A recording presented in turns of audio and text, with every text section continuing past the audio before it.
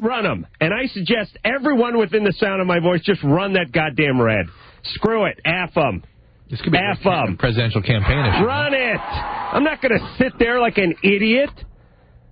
Run that red. Run that arrow. Who cares? If you don't see any cars coming, you turn left. That's what you've been doing your whole life.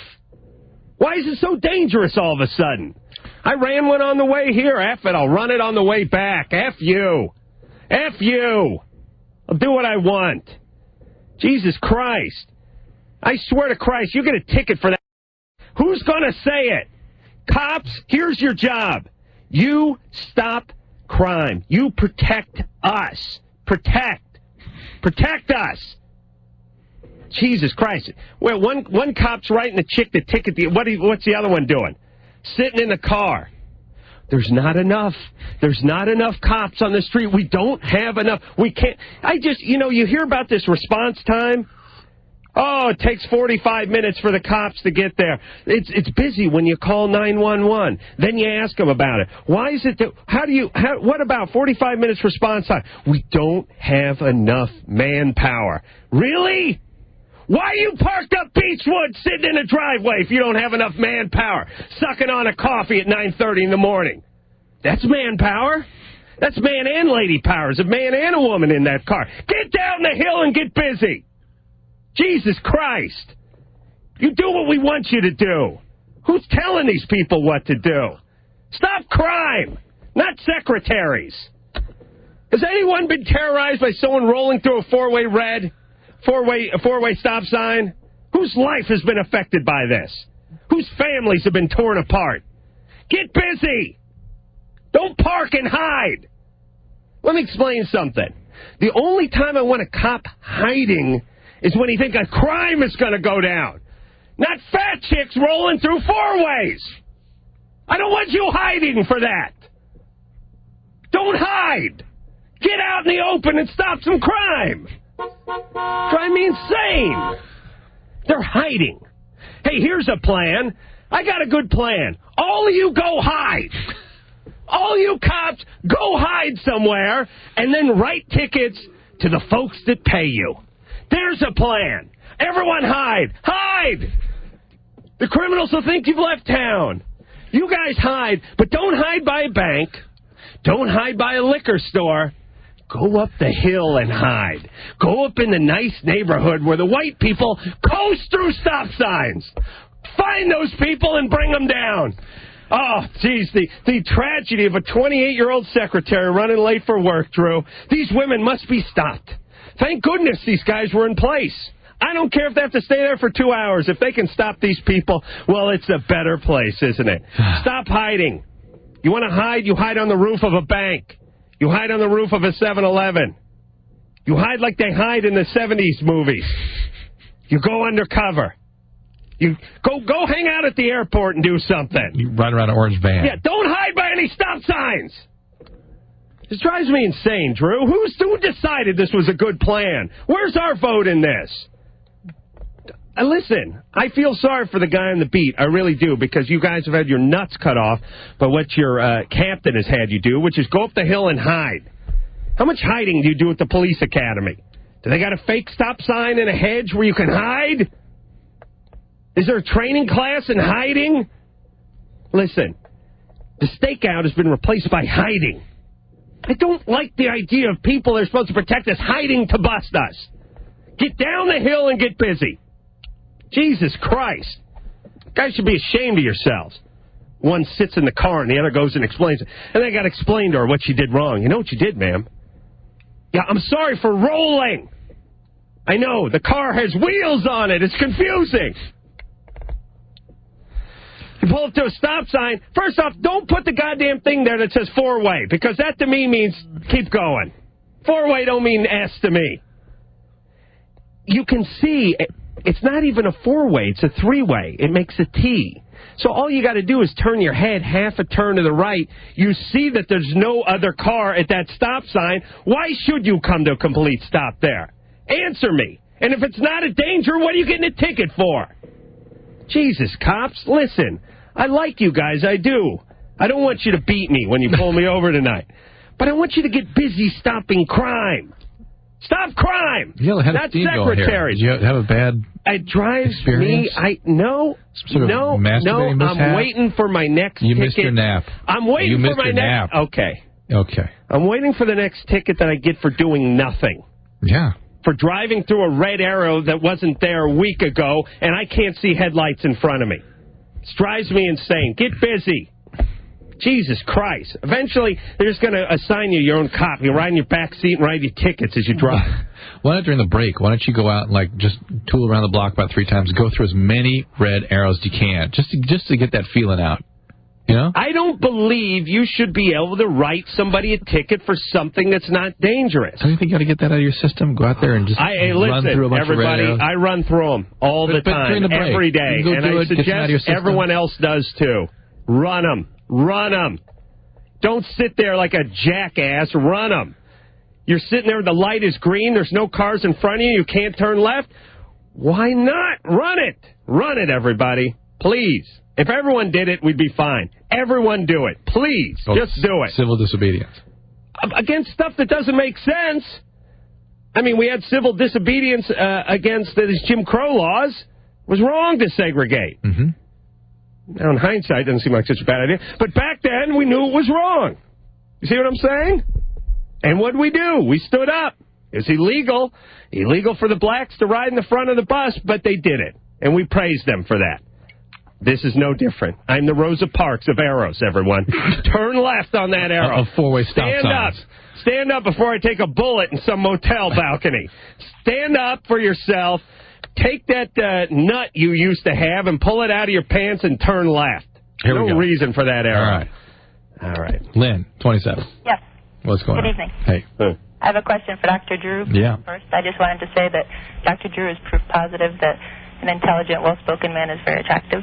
And Adam, if you're ever in Seattle, I would drive you to the airport without standing you up.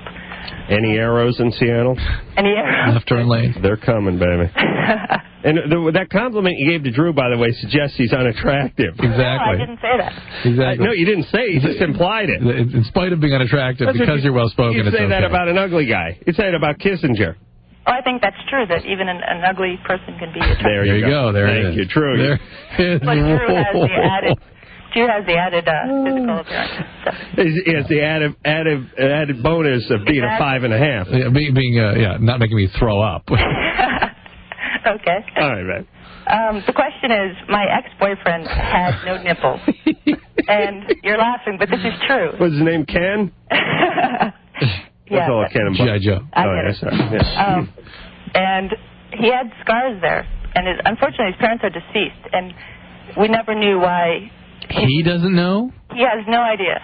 Why his nipples were removed. And he has scars there. All right, I'm putting together a little theory. It's far-fetched, but stay with me. He killed both his parents in a knife fight where he lost both nipples, but was able to take his drunken dad out. Is that possible? You've solved no. the mystery. All right, he's born with no nipples but scars. No, he wasn't born. Somebody removed him. Right, he had surgery at some point. Okay, but let me ask... I keep expecting a punchline here. Let me ask the wise yet semi-attractive Drew. Not disgusting, I think. Not disgusting yet wise, who's now attractive because of his personality and all that education. Drew. Yeah. If you were born without nipples, right, wouldn't there be some residual something in that area that would probably maybe resemble scar tissue? Do you know what I'm saying? Yeah, I think... It seems like you would have to have something that you couldn't just be smooth skin there like your ass. It looks kind of like a mole, though, is what it looks like when usually a residual nipple there. It's not a residual nipple. It's a scar where you can see the sutures. You can actually see like a small white line where a nipple should have been in it. But can you see the stitches, like the hash marks where stitches were put in? Frankenstein? Yeah. I don't recall seeing hash. I know, but Lynn, you're piecing together something where his nipples were cut out. Right. And I would suggest it was more of a birth defect, and what you're seeing as scarring is something that's a sort of byproduct of these nipples, of not being born with these nipples. So he remembers going to the hospital. He was really young. He was like under the age of 5. To have them taken off. Right, but for emergency nipple-ectomy? Both of them. Bilateral nipplectomy. Yeah. What's up with his parents? What's up with his parents? They had early, one suffered from Alzheimer's and then passed away, so there was no recollection there. Good conversation to have if your mom is riddled with Alzheimer's. Hey, Mom, where's my nipples? And actually his mother suffered from early senility. They put a disc in her head, and so at an early age he lost sort of contact with his mother because she was in a home. So then they both passed away, and now he has no idea. They both had dementia? Yes. Well, one had Alzheimer's and one had dementia as a result of having a disc inserted in her head. What do you mean a disc inserted in her head? She was a track official. I got some bad jokes going tonight, you know that? I know. Yeah. You're laughing at my expense. Good. Hey, Lynn? Yeah. You cut this guy loose on his 35th birthday. Do you understand? This guy's not the guy to have kids with. Because he has no nipples? No nipples and a history of dementia. This guy ain't a keeper. That might be the best kind of guy to have. All right, Lynn. I have no... Listen, I know... I can't think of anything off the top of my head that would require a nipples removed at a young age. Nothing comes to my mind. And it wouldn't be both of them. Yeah, it's bizarre. You know what I'm saying? Yeah. I mean, if you had... What about that? Some infection or something? Yeah, it'd be one. Well, what about like when a woman has breast cancer? You take one. You take one? Mm-hmm. Usually. I mean, sometimes you have to take the other. What about this business of removing the healthy breast in order to stop the risk of breast cancer in the future? Yeah, in some women you have to do that. Some women whose all the women get it at a specific age. There are certain genetic syndromes where that occurs. Right. You got to do it. And you know, I've seen the reconstructions they do now. They're unbelievable. Even you. Really? With the keen eye for the breast that you have would be appreciative. It's a healthy breast. I want to know what they do with the old one. What's that fetch at auction? I'm building a woman. I'll buy some breasts at the medical auction. I need 50 feet of fallopian tubing. I'm looking for a vagina. Low mileage. Something... You're in the market for a vagina? Yeah, I'm looking. I'm building a woman. Joe? Hi, how you doing? You're 22. What's up? Yeah, how you guys doing? I think you guys are doing a good job. Thanks, Joe. What's up? Helping other people. And I just have a question about adult circumcision. Mm-hmm. I have what they call a disease called, well, not a disease, it's got a condition called phimosis, or... Yeah. Are you familiar with that? Means the pee comes out... I've drawn you this picture before. Yeah, this isn't a good picture. Yeah, it's not fun. If this is where the pee comes out down here. Yeah. Yeah. Comes out before the head, or...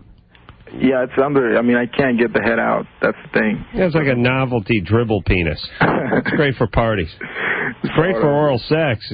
It's like, no, baby, stay there. It hurts, believe me. It hurts to bring a head out? Yeah. Yeah. It hurts what?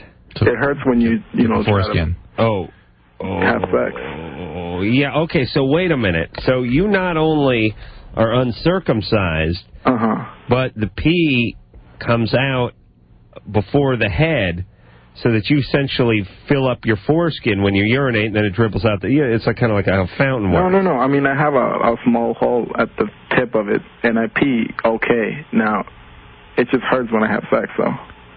What is the actual mechanical problem you have right now?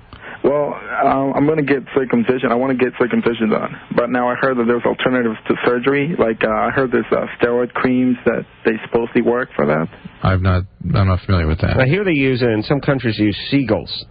I understand why they just won't use... I can't imagine a cream would work the same as surgery, but I don't know. Wait a minute. Hold on a second. Wasn't this guy didn't he just get done saying he had this condition? Yeah, I don't think... I want to talk to him more about what... The phimosis kind of different features to it. Maybe he had it corrected. Yeah. Joe? Did you have your condition corrected? No. No. So what is you have stenosis? I want to get it taken care of, see. You want to have the circumcision done. Right, but I heard that you don't need to have surgery. I don't believe that's accurate. I heard that they can give you some steroid cream. Where did you hear that?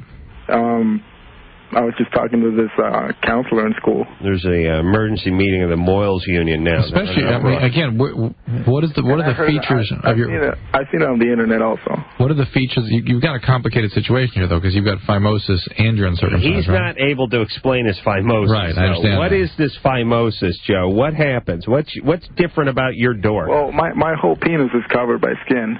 Now, at the tip of it, there's a small opening where I can pee fine. Slow down, brother. Let me get this straight. What's he say? Feathers on his... What's his penis covered with? Skin. Skin. Hold on. Slow down. Skin. And then the hole is toward the nuts? Tip. No. Tip of it. All right, hold on, because we're into some virgin territory here. I don't believe we've ever gone this direction before.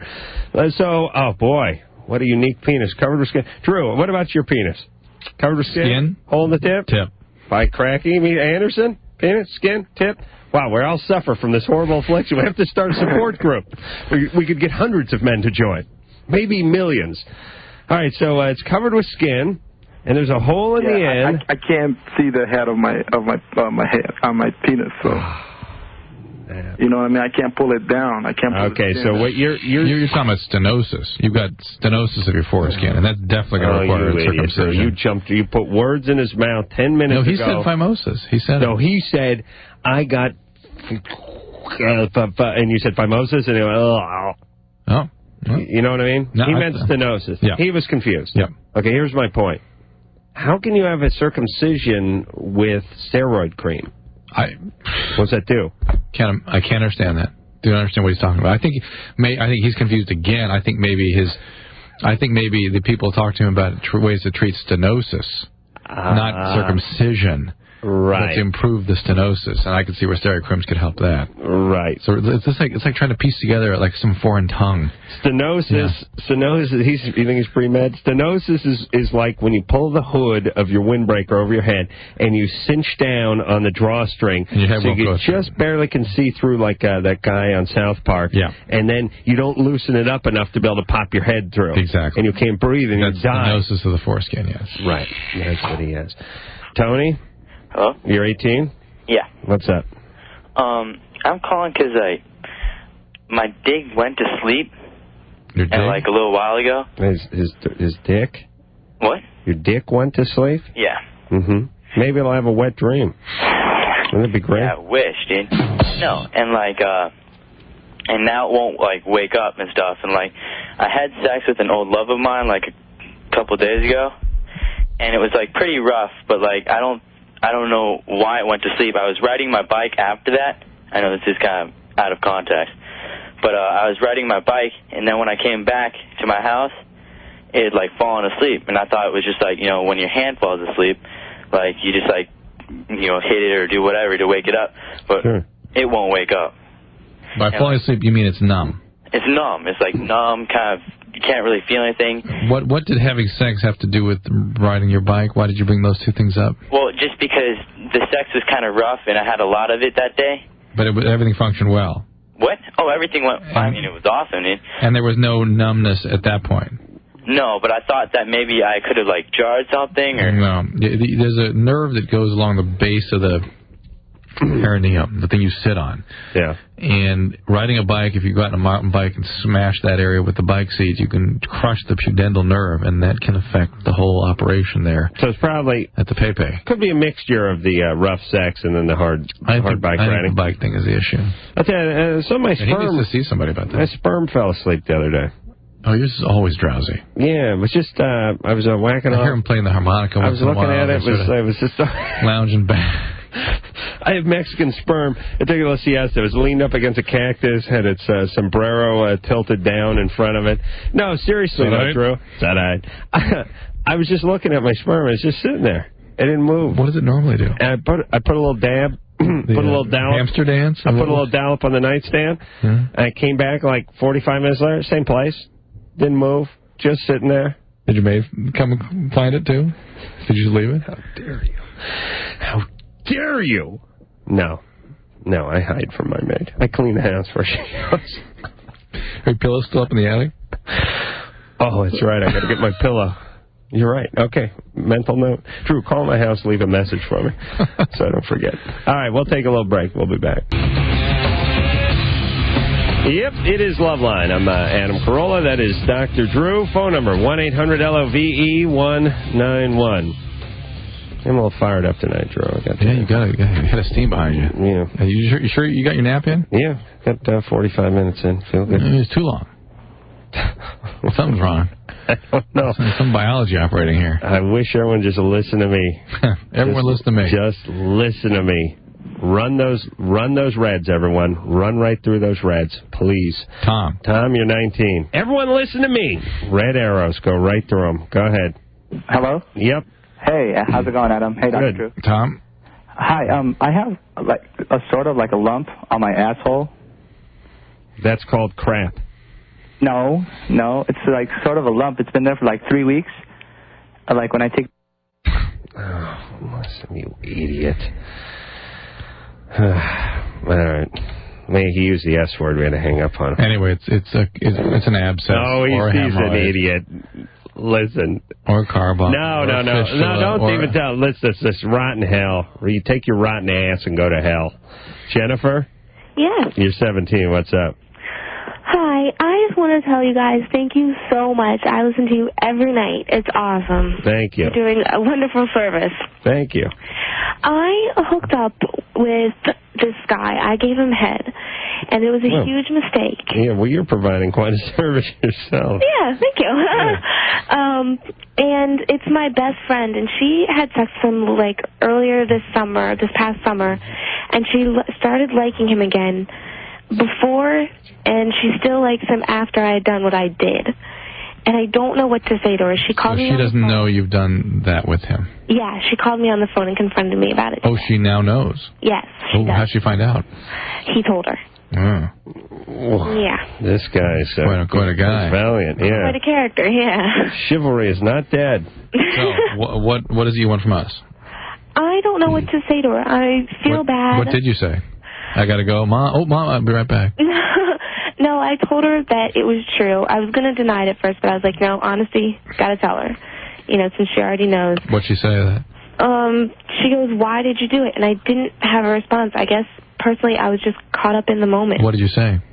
That I was sorry, and that's not good enough for her. So you couldn't come up with a reason? I used to have a crush on the guy. All right, but wait a minute. Are these two having a relationship now, or is she just liking him? They used to, and she's trying to get back with him, but he's not a relationship kind of guy. Yeah. Was she involved with him when you did your thing? No, she had a boyfriend over the summer. All right. You know, you don't really totally owe her an explanation. Yeah. I think you apologize once, and either she gets over it or she doesn't. Right. You know what I mean? Yeah. I know this excuse doesn't seem to work good when your friends are your own age, but go, hey, I'm 17. What do you want? I wish someone would have told me that when I was 17. I would have hit my dad with that on a daily basis. Hey, come on, I'm 16. What do you want? What do you expect? What do you expect? Give me a break. Oh, by the way, reason 1785 why there's no God, the worse a guy is, the more poontang he gets. Yeah, what is that? What is that? And it's a certain age. I know, but what is that thing about being an a-hole and getting a lot of BJs? Well, listen, think how many a-hole dads are out there. I know. That's what it translates into. You tell me there's a God? This guy's a major league a-hole. Let's punish him with oral sex. Drives me insane.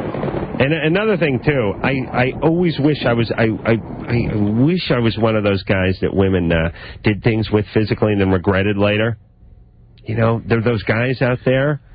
I love these guys. They're like, they talk women into everything all the time, and they get women to do stuff they have no intention of doing, don't really want to do it, and they just do it. They're like they're used car salesmen, but if you replace car with cock, that's what they are. They just walk around with a pitch. It's like, but it's in their pants. It's it, and it's like I said, it's like that timeshare thing you went to. You don't even. It's like, oh, okay, I'll give you a hand job. Just quiet down, would you? Just leave me alone. Yeah, leave me alone. Oh, Andrea. Oh, guys are great. Guys are so great, and you women are so stupid. What's up, Andrea? You're 17. Hi. I have a question. I emailed you about this earlier. I have something I think is called sleep paralysis. Mm-hmm. And I started getting it last year. So you wake up in the middle of the night and you're paralyzed. You can't move. Right. You feel like you can't breathe. I have nightmares, and it happened about 5 to 10 times a night. Oh, jeez. And did you ever wake up screaming or anything like that? We actually have a terror? No, not at all. Just kind of scared. In childhood, anything like that happen where you'd wake up yelling? No. Okay. Yeah, but not being able to move while you're asleep is not such a bad thing. Yeah, but you're awake and you feel like you can't breathe. Right. I feel like this pressure on my entire body. It's really strange. I hadn't had it for about 6 months, and then just recently, instead of getting nightmares, I got like a man's voice, like whispering, kind of in stereo, and that's what woke me up, or that's what's been waking me up. You're insane. That voice? The same thing. I can't move. Did something weird happen to you when you were a kid? Well, yeah, but I mean, I've dealt with that. Oh, you're way past that. Sure. I mean, that guy who... counseling, everything. The guy who raped you and whispered in your ear? No. The guy came in your room at night? Yeah, it was my stepbrother. Ugh. Yeah. All right, well, that can't be it. Yeah, I mean, it doesn't... Way past that. It's not an issue that comes up now. Let's see. I don't see how you could ever make that association between a guy coming in your room in the middle of the night and whispering to you and abusing you and wake up in the middle of the night to a guy whispering and feeling powerless. All right, well, because she's over it. Yeah, she's over it. Done. We went through it. All right, so past that. So check that off the list. Let's move on to other possibilities. Do you have any stuffed animals? Yes. Lots you do. of them. Lots of them. It's the Penske sign. Andrew, here's the deal. People, for some reason, we don't, as a culture, like to think about ourselves as owning a brain. I guess I'd say that the brain, instrument the brain, the organ that is the brain, and its biological nature. And while there's a psychological quality to it, too, and you've dealt with a lot of that, there's a certain biology etched into your brain from the experiences you had. And the feeling of powerlessness and paralysis and victimization and having sleep disturbances, all that is part of a post-traumatic stress reaction to this intense trauma that changed your brain. And while, yes, indeed, you may be dealing with it, it still leaves something behind. It leaves a little mark.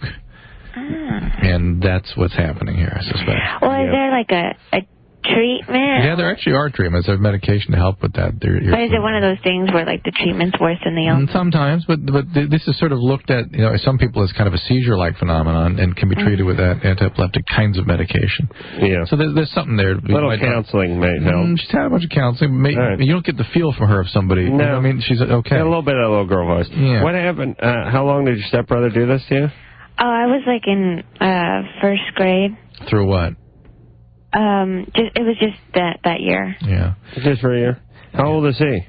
He's now 26. Oof. 9 years older. Yeah. So you were, 6 or 7, and he was 15. 15, 16? Yeah. Ugh. Where's he? What's he doing? Working with kids? What's he doing? He's in the Navy now. Good. I hope he gets. I hope some freaky Shiite extremist rams his boat.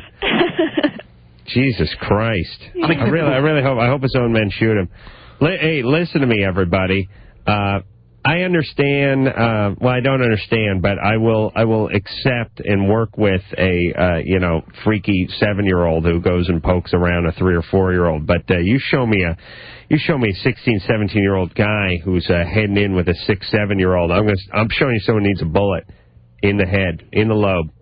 Done. Flawed. Effed up. What's this guy up to besides the Navy? Does he have any kids? No. Good. He's single. Good. I hope he's killed by a Vietnamese pimp of some sort of. Actually, we get along just fine, which is no. What happened to him? Huh? Something's wrong with him. What's up with that? He denied it all, and so did my parents. So For a year, this went on. Yeah, on and off. So but I didn't bring it up till way later on. What did he say he would do to you if you told people? Oh, he didn't say anything because he thought I was asleep. Oh boy, this guy must have been a real loser in high school. Yeah, he was. Yeah, just talk about not being able to get any action in high school. Yeah. Jesus Christ. All right, Drew. Sleep Disorder Center. That's where you go to get this kind of thing treated. This whole stepkid thing. This is a recipe for disaster sexually. It really is. Bringing stepkids in. Oh yeah. Especially whacked out, loner, older stepbrother dude. Oh. The bad Ronald type. 15, 16 years old. Can't get an ounce of poontang in high school. Sizing up that nice 11-year-old girl with the pigtails you got over there, looking like a ham to a vulture. I tell you, if I ever get myself in that kind of situation, I'll put a padlock on the door. I was just thinking that. I was imagining locks on all the doors, and some sort of intercom and video system. Yeah. So I can monitor it. I get my I get my kid. If I have a girl, I'm going to get her one of those alert necklaces my grandma wears, in case she pulls a Brody in the tub. Yeah, I'm it's like, falling. I can't get up. Step brother, you hear anything? Just press this thing. I'll come running in. I'll be there in 2 minutes, honey. You press this button, and the cops, as soon as we can get them from behind the bushes and up the driveways and wherever they're hiding, they'll be there in 45 to really break it on up. All right, Drew. Yeah. Let's take ourselves a little break. All When right. we come back, we'll talk to Daniel. He's 13. Got a fight with classmate and is afraid of getting hurt by him. I like a good bully story. Nicole is 19. Boyfriend cannot orgasm if she gives him a BJ. Tries to know if it's her or him. She says, I don't trust it. I don't trust that penis. It's not him. It's the penis I don't like. All right, we'll talk to Nicole, and then we'll get to Daniel after that. Off air. I do some of my best crazy diatribing on airplanes because I'm sleep deprived and I'm drunk and I got some time and I'm fired up. All right, let's get back to the phones. I don't know why I'm on such a kick with the... law enforcement and fundraising just seem like two really bad bedfellows. You mean you're against the policeman's ball?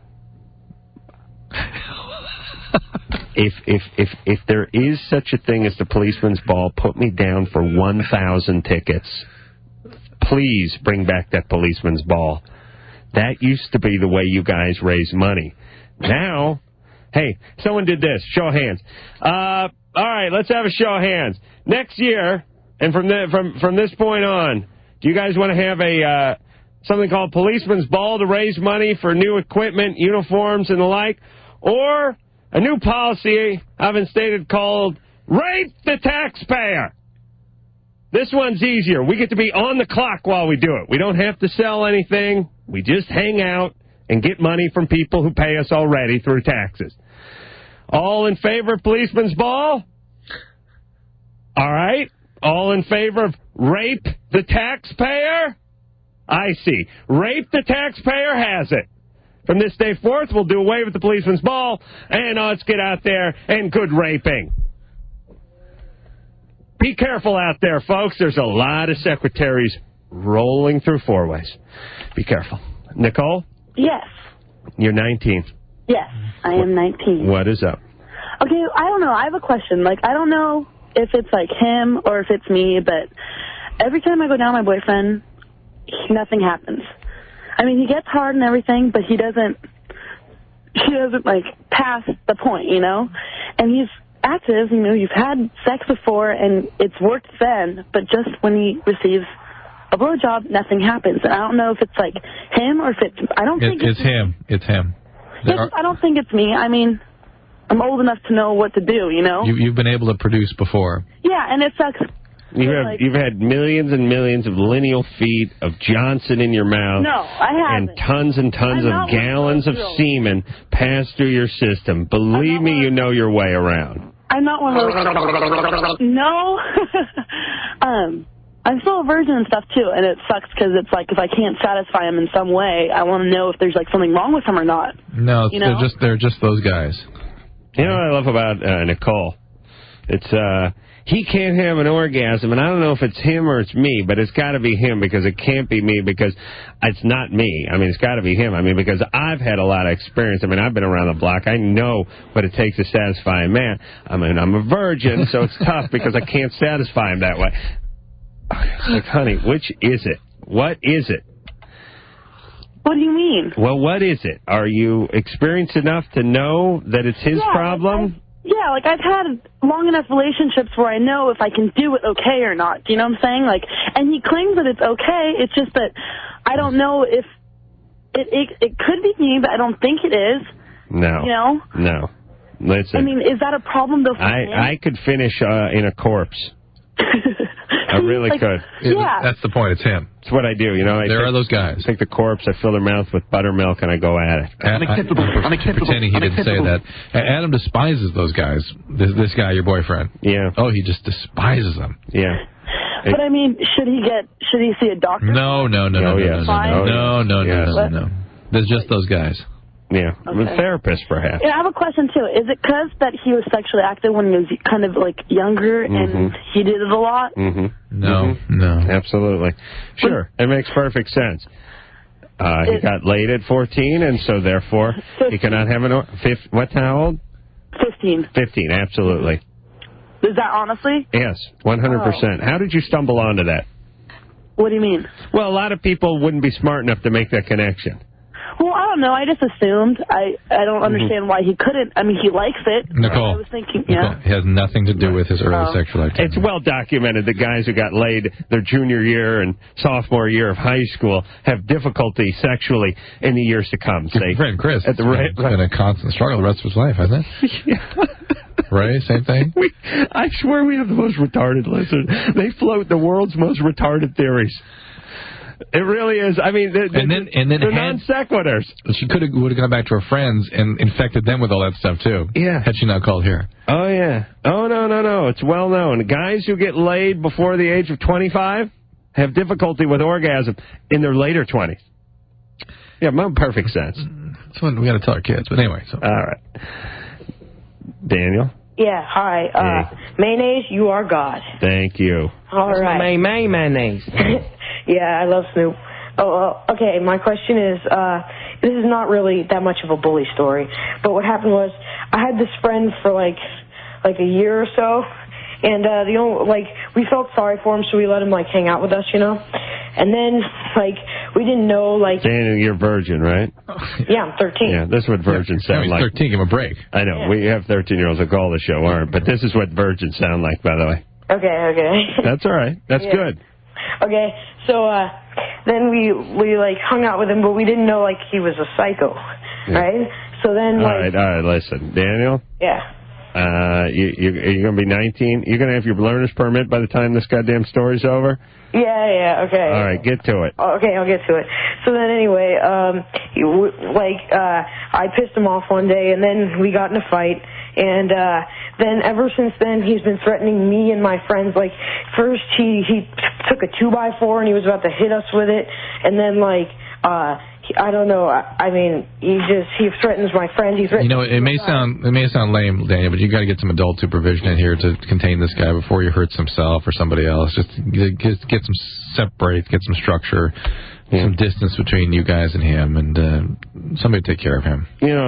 To be fair to him, a 2x4 is only 1.5 inches by 3.5 inches. It's not actually 2x4. That's why I would make a great lawyer. Your Honor, he claims to have been threatened by a 2x4, when in fact... Will you swear that it was a 2x4? Liar! 1.5 by 3.5, Your Honor. Get the tape measure. I'm going to tell him to go to K-Rock. Jeff? Hey. What's up? Hey. What's up, guys? What's up? Jeff? Yeah, what's going on? Go. Hey, Jeff. Don't hang up on me, please. Well, right. You're on. Go. He's waiting for his friends to tune into K-Rock so he can record this call. So yeah. Is that what you want to do? Yeah. All right, well, hold on a second. That's no big deal. Go 3. Just hold on and we'll get back to you. Ben? Yeah. You're 21. What's happening? Hey, what's going on?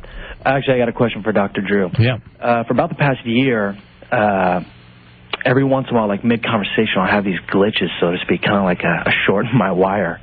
But I'm kind of worried about it because, I'll be mid-conversation. What happens is, my whole body shuts down. What does that mean?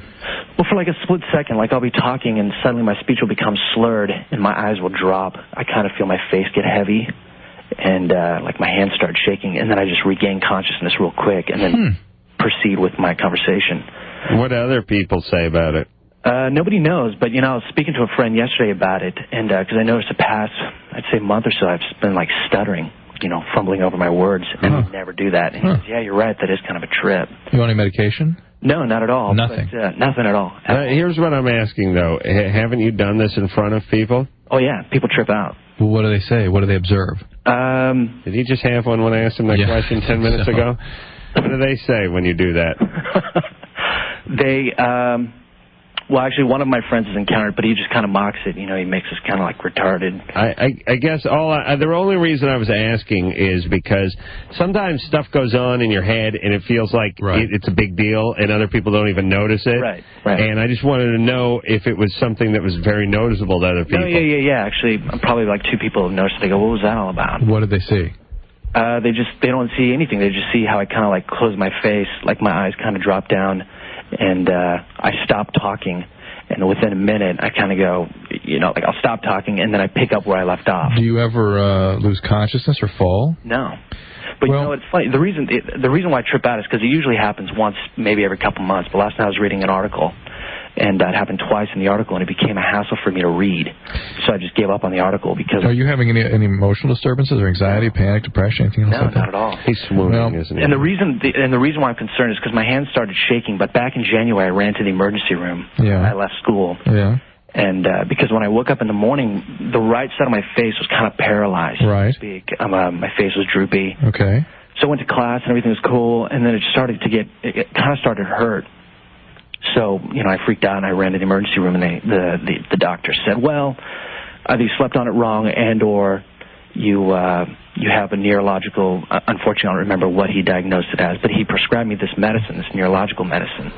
But I just disregarded it because, hey, the guy might be wrong. I can just... All right, well, Ben, you need a workout. There's really 3 sort of main... Yeah, glad you went to the ER for that. Yeah, I do that with the mechanics. I pull the car in, the guy tells me what's wrong with the transmission. I go, ignore it. Screw you, buddy. You could be wrong. You know what you're doing. I hit the road. I got to make it to Vegas. Why do people do that with physicians? It's bizarre that they do that all the time. Well, here's my thing. I disregard the advice of physicians, but I don't talk to physicians. Right, you don't go. Don't go. Yeah. Don't go over there, have them tell you something, and then disregard it. That's fine. Stay home. But here's the deal. I'll save you the trip. There are 3 sort of categories, sort of broad potential causes of things like this. One is cardiac problems, transient problems with rhythm, things that decrease the blood supply to the head. Another would be general neurologic problems, including seizures and tumors and whatnot, infections. And then finally, psychiatric problems. This could be an anxiety symptom, but it all needs to be sorted out. Back in and get sorted out. We'll come back, we'll talk to Jeff. He had an affair with his girlfriend's sister. Jeff was taping the call now. That's real good. Yeah. After this.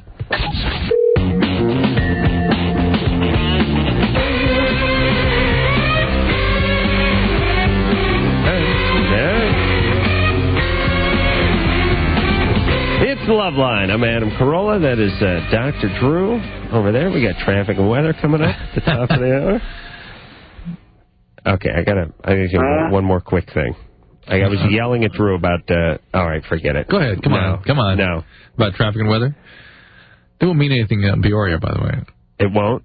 I'm not sure. You live in L.A. and you drive. You listen. I listen to talk radio. I love talk radio. I really enjoy talk radio. But I don't need the goddamn traffic report every 6 minutes. I don't.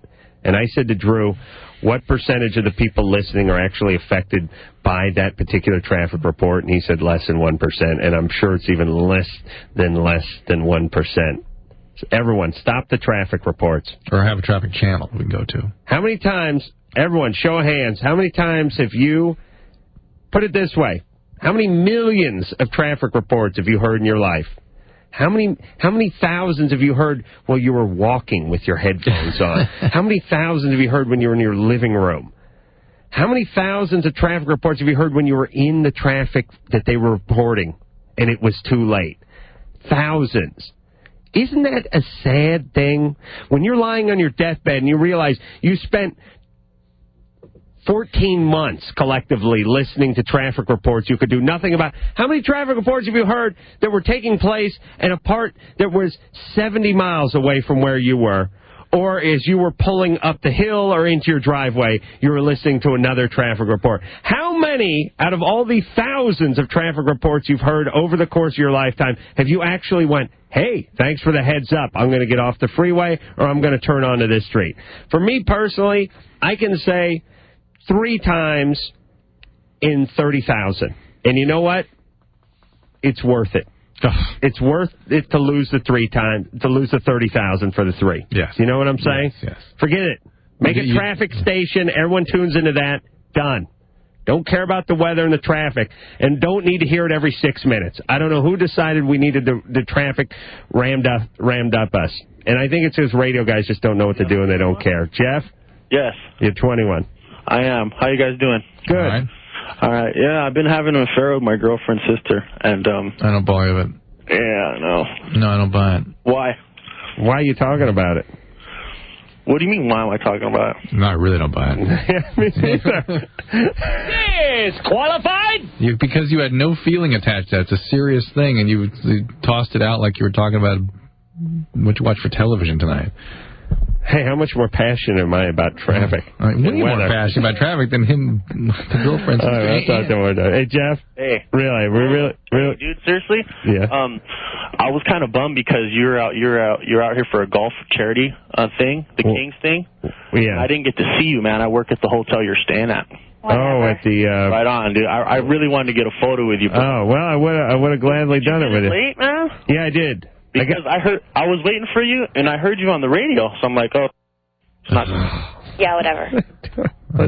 I want to like Jeff because he almost waited. He couldn't do the math. Where was this? You in Seattle or something? No, this was a golf tournament that I got drunk at. By the way, these are not golf tournaments. These are drinking games. Yeah. You just go out and get loaded. Beer at every tee. Yeah. But I went and played some Kings golf tournament. It was probably about 2 months ago. In Newport or something? Yeah, Newport. Yeah. And I had to drive out to the hotel that was near there after this show. And this guy couldn't figure the math out, I guess, because I got in at 1 o'clock and he worked at the hotel, and he should have known I was going to be walking through the lobby at that time. Right. You know the thing about these golf tournaments that's no good? They're celebrity golf tournaments, and I think, oh, cool, maybe I'll get on a team with Cuba Gooding Jr. or something. Oh, yeah. Charlie Sheen or something. You know what happens? You want to hear a disappointing part? I turn out to be the celebrity. Oh. I'm the celebrity. That's the worst of all possible. I mean... Much better. There should be good real celebrities there, and you matched up with somebody inconsequential. No. As a celebrity, you don't get to play with celebrities. You are the celebrity. And they have, a whole bunch of foursomes that go out, right? So all the celebrities get spread out. So I become the celebrity for my foursome. But here's my foursome. 3 guys in their early 60s who are in commercial real estate development. Oh. You know what I mean? So it's like, hi, I'm Adam. I'm your celebrity. Hi, Alan. Nice to meet you. Do you juggle? No, I'm on MTV. MTV. Bert, doesn't your daughter watch MTV? I believe she does. Hi. Okay, Alan, you're up first on the tee. It's Adam. Oh, fantastic. And I'm thinking, these poor sons of bitches got stuck with me as their celebrity. Oof. Guys who golf they don't listen to Loveline, and they don't watch the Man Show, and they're not really, the guys I went out with, seriously, you know what they did? They built the Staples Center. Wow. I was like, they were the celebrity. Yeah. And they were in construction, so I was going nuts. Oh. Did you ask some questions about how they solved some of those problems? I had a guy who was he did commercial concrete work, did the Staples Center. All of them did the Staples Center. I had 1,000 questions for him, and I said to the guy, how many 90-pound sacks in a cubic yard of concrete? He went nuts. He couldn't figure it out. He had to get on the phone. It's like 27 sacks. It's something I've always wanted to know. Hey, Stefan? Yeah. You're 21. Hey, I've been using injectable painkillers called Nalbuphine or Nuvain. Yeah. And I was wondering if there are any long-term bad effects as far as... Yeah, it's heroin addiction. That's what you got. Same thing. I don't do it intravenously. It's intramuscularly. Same thing. It's same thing? Same thing, basically. Drew, what is the difference between the venous and the muscular in terms of how it works? It's a little bit more powerful reward to the brain. So the speed with which these things reach the brain and the intensity, the ultimate dose determine the effect on the brain to some extent. But the duration at which you're under the influence, lots of other things come to bear, too. And Nuvain is a very powerful synthetic opiate. Can you do intramuscularly for heroin? Yeah. Do people do that? Oh, yeah. I mean, like between their toes or something? Skin popping. You ever heard of that? No. Well, they do that. What do they do? When they run out of veins, they just start injecting the muscle. Well, I mean, so when guys don't want to get track marks in their arms. Well, they do it in their ass, they do it in their legs, they do it all over the place. Shoot it between their toes. Yeah, they do cocaine that way, too, and it breaks down the skin. It's a big mess. Nice. Okay. But, Stefan, this is, the problem with this is opioid addiction, and it's a deadly disease. Profound disease. When you're shooting painkiller into a muscle, though, doesn't that muscle get numb? No, not really, no. It's not a peripheral anesthetic. It's a central acting cocaine's effect on the, what reason your nose goes numb is different than the reward effect on the brain. Nice, but hey, you get both. What right. exactly? That's called a positive cycle. You have to be detoxed in a hospital, and you have to be treated. This will not stop by itself. Steven, how'd you get on this one? Bodybuilding with my friends, and then I guess it helps you to work out harder and get stronger. Basically. Yeah. This is you're doing it every day. Yeah, this is a couple times a day now, and I'm not bodybuilding. If you were coming to see me, I would not detox you outside of a hospital, and you'd be spending a few months in a highly structured environment. Well, don't freak him out. And that's what you need. You need to take some time out and get this thing treated. This is a brain disease you've got now. A switch has been thrown in your brain that basically hijacks the survival centers of your brain and gets you focused on pursuit of these compounds. And without them, opiate addicts have this very intense sense of loss, this very painful, empty feeling that it's hard to live with, and they always know where the solution is, how they can get, they can get some relief. They convince themselves if they're just have one more dose, they'll be okay, and they'll get back, back into sobriety again. And they, of course, relapse. I have a question. When parts of your brain get hijacked, do they go out your ear, or are they like hide in your ass? Where do they go? Do they stay in the body? Out your ass. They're hiding with the cops up the driveways by the four-way stop signs. Where do they go when they're parts in the cockpit waving the gun? Flight deck, excuse me. Flight deck. Yeah, they changed the word cockpit to flight deck. I guess they didn't like the word pit. Matt? Yeah. You're 16? Yeah, man, I'm the Halo guy from last night. I have the ring around my dick, Right. But I have bigger problems than that. Okay. My girlfriend, she has really psych. Oh, man, we had to hang up on him again. He used the T word for boobs, which I still can't figure out why you can't use that word, because it's derived from teat, as far as I know. But somehow, though, to have him get on and say something like that, I find just especially despicable. I do, too. Yeah, I don't know why. It's so demeaning to his girlfriend. Yeah, although I think he's probably just screwing around. He's just a dick. Yes. Thank you. All right. Dave? Yeah? You're 19. I'm 19. What's up? Okay.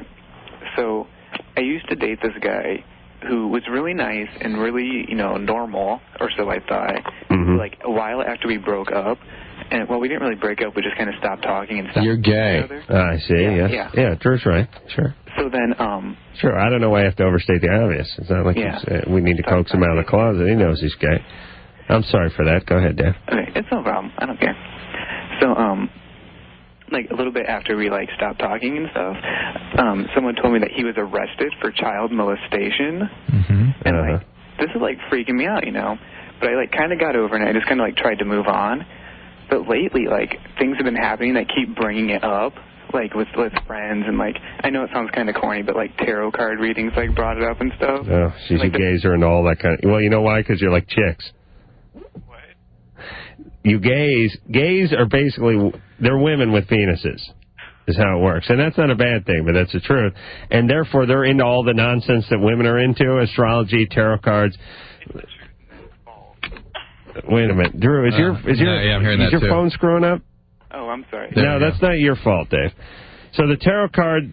What did the tarot card read? Well, no, it was just odd that the tarot cards brought it up too, because it's been happening with some friends of mine. Now, what does the molestation card look like? Is that a big hairy hand and a small penis, or what is on that card? It's actually a creepy old man with a big stick beating small children. Oh my God! Yeah, isn't that? No, it's not. There's no. Does that come in a poster? Card.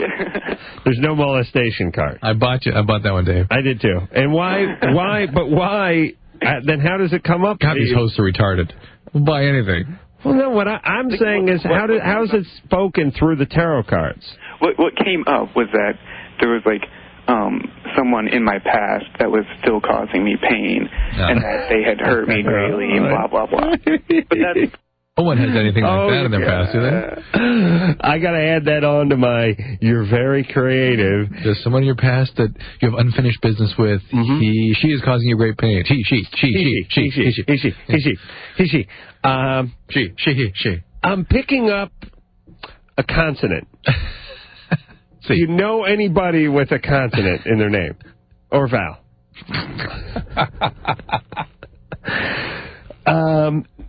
You're very creative. You're very intuitive. You know a lot. You have good instincts. Is that true? Absolutely. How do you know that? It's true. You're very instinctive. Very instinctive. I have great instinct. You're the kind of person that says, here's what I think, and that's what I think. Am I right? Am I right? Yeah, always. That's me. You're very creative. I know you're very creative. Very creative. You see anything about my relationships? Yes, I see that the one that either you're in or you're not in right now, it's not going to be the last one. This is not the end-all and be-all, okay? It's the next one. And you need to keep an eye out for that person if you haven't already met them. Okay? And you're saying next. The next person. It's very, very important. And I'm getting the letter R. R. Is there any R? Is there any R? Anyone? Rogelio. Who? Is there somebody, grandparent, mother, friend, street that you drive on? Do you use a Rolex watch? It's a Rolex. R. I'm getting R. Railroad. You ever driven on a railroad? Yeah. Reality. Yes. Real. Reality. That's my real. word. You're real. You're a very real person. Right. That's where the R came. And you're very creative. I'm not even real yet. Yet the job you have right now is not fully exploring that creativity. And one last thing. There's a part of you that you show the world, but then there's another part of you that you keep locked deep inside. That other people, you don't let other people see that. Not very often. It would take a very special person to see that other part of you, wouldn't it? I'm crying now. You're so. Come right on, madam. You're so insightful. Thank you. You know, I experienced that. Very creative. You're a very sensitive person, but you don't let that on to everyone. Not everyone knows that. Karen's having a party tomorrow at this restaurant called 360 Sunset or something, and you're all very. Here's what I like. Wait a minute. I like to be one of those people go. You're very thick. You're very stupid. You're a horse's ass. Am I right? You're an idiot. You're an idiot. You're a jackass. Very low IQ. Double digits, right? People think you're smarter than you are. Is that true? Zero potential, and you're peaked out in terms of your work right now. Is that true?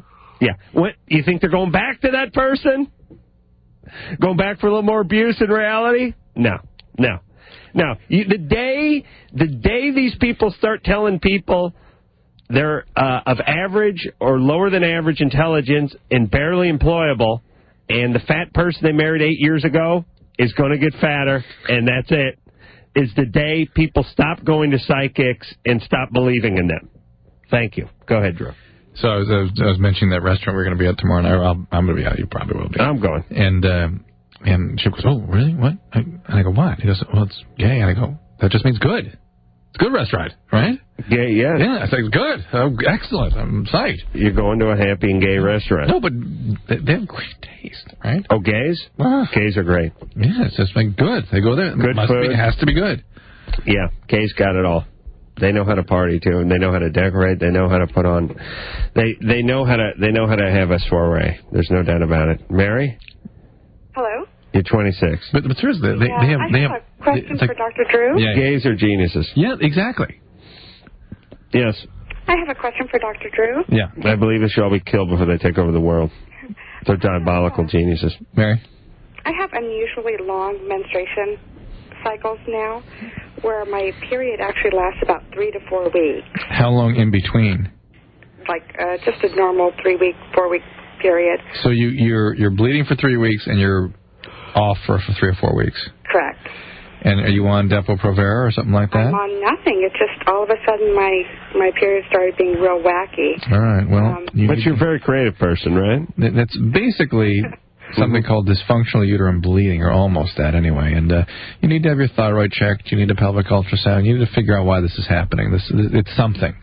Okay. And it may be nothing of consequence, and it may be easy. It may be treatable. They may ask you to get on the birth control pill or something like that. But it's something, and it should be looked into just to make sure it's not something that requires treatment. Okay. Okay. Thanks. All right. All right. Where the hell are we going from here? One of these two. Had a bad experience at a Thai food restaurant tonight. What happened? That's why you were so messed up. You were under the influence of some weird spice. I got a little off my game with the meat crab or something. What happened? I had an embarrassing situation. Oh. And by the way, this whole thing's going to haunt us. You know why? Because we're going to go to this K-Rock party tomorrow night. We're going to see Kevin Weatherly, whose only note is stop talking and start taking some phone calls. I'm spending the entire show talking. And I got to see this guy 18 hours from now, and it's the first thing he's going to bring up. So just pray to God he ain't listening. And if you do see him, don't bring it up. Just play, and tell him I'm not there if you see him, all right? I go to a Thai food restaurant today to pick my food up. Tonight, I order some takeout. I go in there, take it out. I pull my car into the parking lot. Now, I sort of double park because there's no place to park. I sort of slide in. I'm going to run in and get my food, run back out again, but they're not ready. And it's a good 15 minutes off. And meanwhile, I get my car out, and my car's out there. And the guy comes out, and he's polite. He's a Taiwanese guy, I would imagine. And he says he got to make delivery. And could I please move my car out so he could get the delivery car out? And I said, well, is my food going to be... If you wait a second, I'll grab my food, and I'll come out, and I'll keep going. I'll take off. And he said, no, your food's going to take a minute, so you got to move your car so I can get out. He was nice. I said, fine. So there wasn't any place to park, though. So what I did is instead of pulling my car out and down the street kind of thing, I pulled back and maneuvered it over 10 feet, slid it over closer to a bunch of other cars, giving him space to pull out.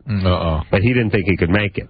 And I realized it was a maneuver. It wasn't a 2 or 3 point turn. It was just crank it around and bring it around, kind of thing. But this guy's driving a minivan. He's last thing he drove was one of those fan boats on the Yangtze River or something. I mean, you know the one they drove. James Bond got around it. The point is this guy wasn't going anywhere, and I knew it. So I stood outside next to him. Now, here's the funny part. We're out front of the Thai restaurant with the big window. So everyone's looking at us right now, And I'm looking like the world-class jackass because I was supposed to go move my car, but instead of moving it, I just slid it over. You repositioned. I repositioned with plenty of room for this guy to back out, but not this guy. And now I was going to look like an idiot because I wasn't giving him enough room.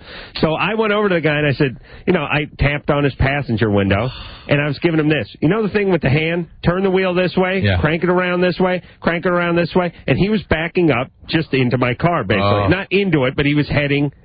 He was parked. Heading for it. My car made a T over his car. And instead of cranking the wheel to the left and pulling out, he was just coming straight into my car. And I said, crank it. And he'd pull 8 inches and hit the brake. 8 inches, hit the brake. 8 inches, hit the brake. And I was doing this. Come on. And he'd go 8 and hit the brake. And come on, 8, hit the brake, 8, hit the brake. I don't know why I got so invested in it, but after about 10 hit the brakes, when I was just going, come on, and he just keep hitting the brake, I just finally said to him, I knocked on one. I said, hey, you do what I tell you to do. Now, when I say come on, you come on. When I tell you to stop, you stop. But don't keep stopping. Come on. And he just stopped.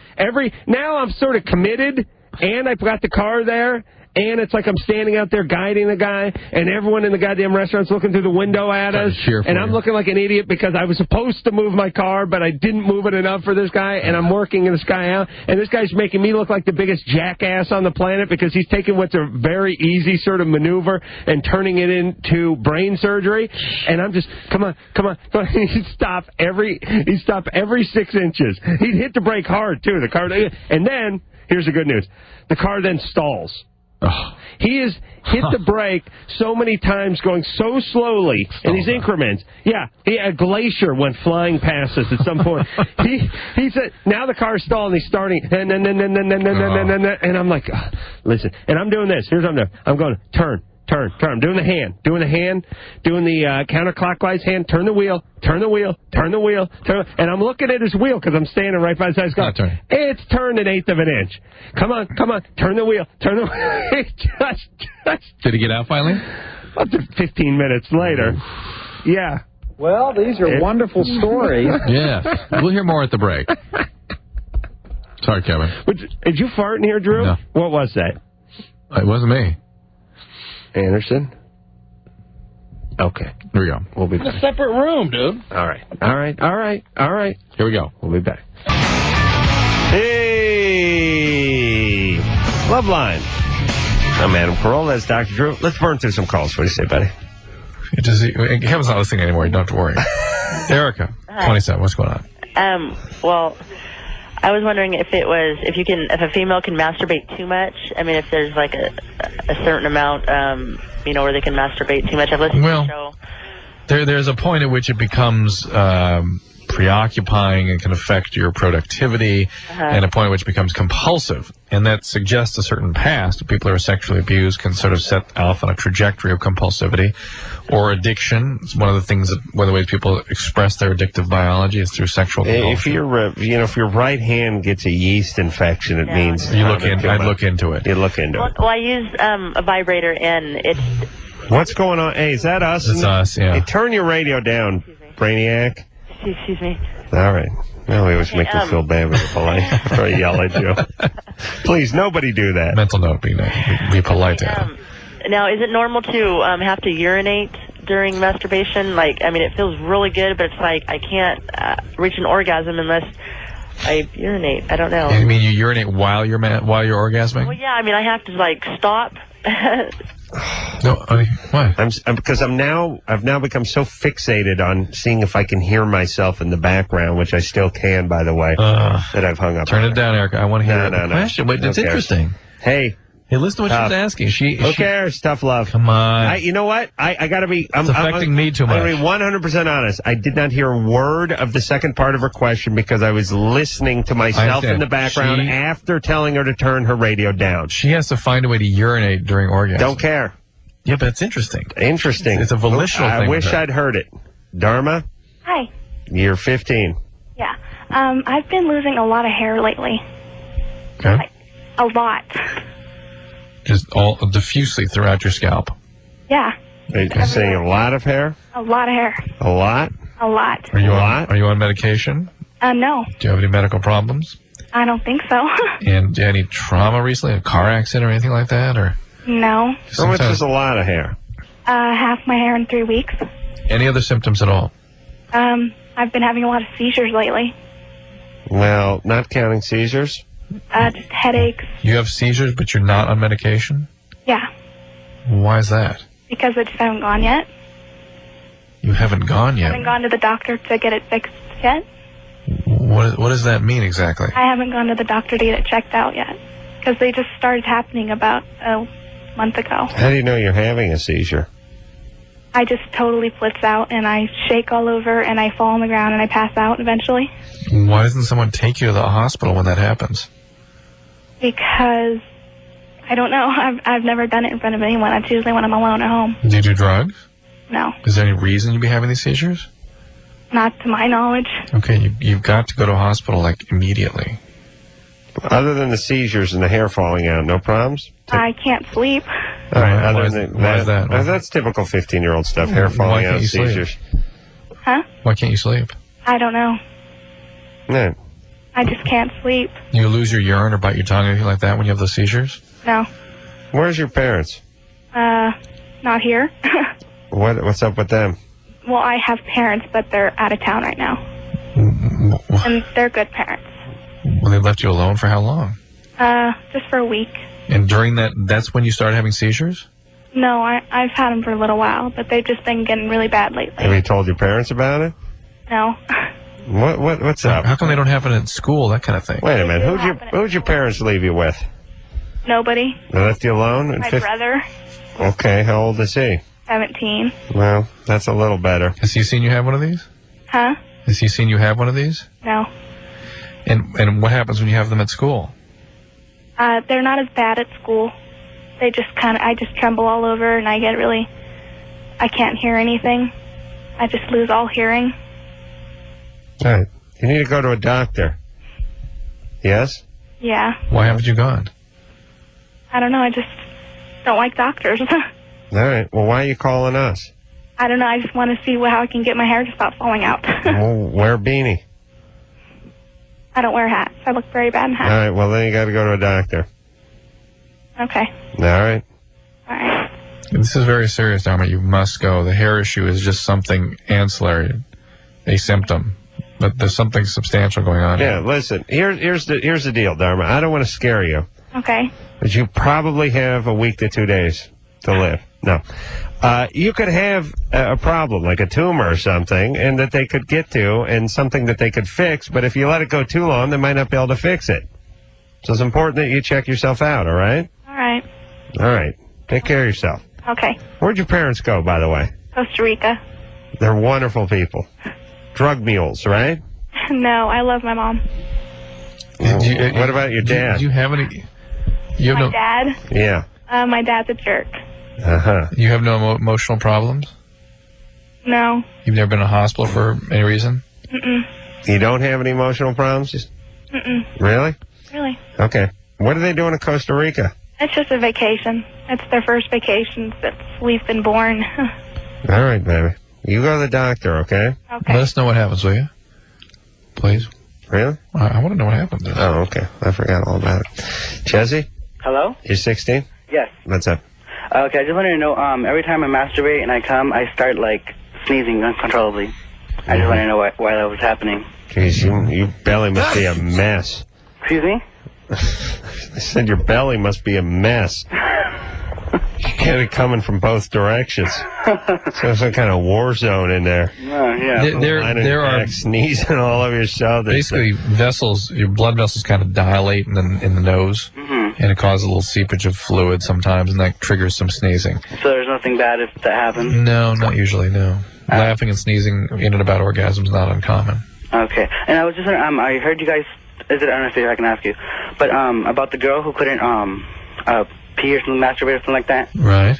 It happens to me also that when you're masturbating, you have to stop and then pee because you can't come. Yeah, but she was saying she has to urinate at the time that she's coming. That's the same thing happens, like you're doing it, but then you can't do it at the same time because you just have to be, I don't know. No, wait, as a male, you can't do it at the same time. Oh, okay. Okay? She needs to do it at the same time in order to have the orgasm. Oh, that'd really be a mess if it did happen at the same time. As a male? Is it my imagination? Have we just dropped about 30 IQ points tonight? I mean, if we've been much above 30 up to this point. I think we're getting like coma and stupor. This may be a first, but I think we've dipped into the negative IQ points. Is that possible? It's coma and stupor tonight. Yeah. Yeah. Coma and stupor. That's pretty good sitcom names. All right. Hey, you know, I wanted to give a shout-out to my peeps over at the Family Guy, which I went and did today. Another one? I love this. I love that Family Guy. I love what that they have show. You do? Death.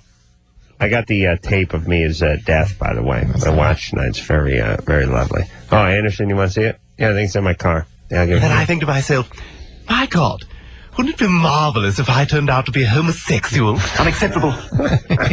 It's so funny. I'll tell you, Family Guy, funny show on TV. Absolutely. All this Ned and Stacy, or Will and Grace and Dharma and Greg and all this nonsense junk. You want to laugh? You put that Family Guy on. All right, Drew, where are we going now, buddy? You're freaking out over here. We're going to 3? Billy? Hey, what's up? Hey, you're 25. What's up? Yeah. Hey, Adam, you're the man. Thank you. Hey, Drew. You're the man, too. Thank you, Billy. All right, so I've been going on with this girl for last month, and she has epilepsy. And I'm just wondering if I do, like, have sex with her and she has orgasm that might affect her. Could you trigger a seizure? Is that what you're asking? Yeah, yeah, exactly. No, not unless that's been her pattern or if she has uncontrolled seizuring. What does, is an epileptic, what would trigger a seizure? Is it different for everyone? Different for different people. Sometimes it's... Typically, I mean, there's excitement? Sometimes emotional stimulation, sometimes visual stimulation, flashing lights, that kind of thing. Historically, though, that's much less common than they used to think. Sometimes just, serendipity, not taking enough of the right medication, and the seizure just breaks through. Would you have seizures when you're sleeping? Mm-hmm, could. But it'd be more likely that you have them when you're watching a Super Bowl game? Yes, I would think so. The more stimulation, the better the chance? Yeah. Remember that story some years ago where some woman had epileptic seizures by seeing Mary Hart from Entertainment Tonight? Yeah. And there's weird little things that give people seizures. Right. Weird little theme songs. Yeah. The opening to Gilligan's Island. You don't see much of that in reality. No, what'd you say? That's 40% of your workload would be people who have seizures from Mary Hart? In my career? 30 to 40? 0. All right. But how many people who've died of secondhand smoke have you treated? Zero? Zero. Jeez. Where do you think all those 53,000 people that die every year from secondhand smoke are? Do you think they're in another part of the country? It must be. It must be. Okay. All right. You know how many people died in Vietnam? 53,000? Same amount as died. Yes, but, we were in Vietnam for 6-7 years. That was so. We were in Vietnam for 1 year, every year. You understand? We will soon surpass the amount of Allied troops who died in World War II. Just a couple more years. 53,000. That's only secondhand, everyone. All right, Drew, where are we? I'm going to get back to Shannon. 16. Hi. I have an autoimmune disease. It's called antiphospholipid antibody syndrome. Oh, interesting. And that's fascinating. And she's dying over there, Drew. That's great. Yeah, you have provocative. It's sort of a lupus-like syndrome. Yeah, it's like cousin of lupus, and I can't take. And you have a positive test for syphilis. Yes. Mm-hmm. Wow, Drew, you've really been reading your JAMA. And I can't take any oral birth control, like anything. As far as I'm concerned, it's like all I know is I can use condoms during sex, but... Yeah, let me think about that for a second. Have you talked to your doctors about this? No, not really, because every time I go with my mom. Oh. Great. Hey, now what about an IUD? Yeah, I was like wondering... Well, that can impair your fertility, though. Yeah. My mom had one of those, and that's how she had both me and my sister. While she had the IUD in? Yeah. Nice. And I don't think condoms are safe enough. Yeah. What about... How did your disorder present? Like, probably about 2 years ago, they thought I had mono. Uh-huh. But, like, my blood work and everything, it never got better. Uh-huh. I went to, like, a disease specialist. Uh-huh. And then I went to a rheumatologist, and... But you never had... You started feeling okay, you were otherwise normal. Yeah. I was pretty bad for a while. But, like, I think I'm not sure, because my mom deals with all this, but my platelet count was, like, 50 or something. Wow. What about a cervical cap? Do they have those anymore? That kind of thing is out there, and I'm not entirely clear that progesterone is out for you. Did they say that for sure? You haven't talked to anyone about it, though. Like, I'm not actually having sex now, but I think that Depo-Provera might be something you could take, but you got. I can't use that. You talked to the rheumatologist about that? Like, no shots, no nothing. Like the Norplant, can't use that either. Huh. Well, All right, so no oral contraceptive, no Norplant, no Depo. So now we gotta get within some physical barriers, right? They're saying no shots of any kind of anything. No. Why is that? No heroin? It can go. Any type of birth control can shoot it into lupus.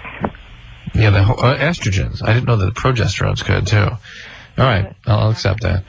All right, well, you're going to have to use barrier methods then. That's it. And you may have to use two barriers. Use a condom and a diaphragm, condom and a cervical cap, condom and a sponge, something like that. And I have another question. That's pretty effective if you're careful about it. What's the other question? I'm like totally obsessed with sex, and I've never had sex, but like seriously, I think about it so much. After you've had it, you won't be so caught up in it, believe you me. But like, it like seriously bothers me, and it's not always like conventional. Sometimes it's just weird things that just like come in my mind. Like what?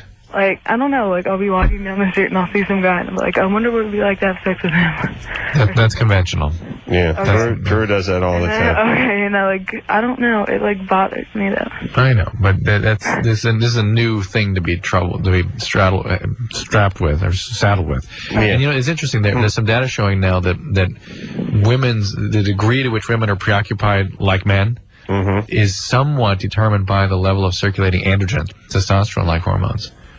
That some women really have a lot of that going on and have more male type of experience of their sexuality and would be preoccupied like Shannon is and bothered and troubled and it's uncomfortable, versus others who are less bothered, more receptive in their orientation. What would the physical characteristics of a woman who had more I'm not sure higher levels of testosterone circulating through them? It's hard to... Smaller breasts? Not necessarily, because the way you respond, a woman responds to those hormones is different. If you gave her a bunch of exogenous male hormones, she would develop from the outside, other than what her body would normally produce. Exogenous are hormones that hate chicks? That's right, from the outside.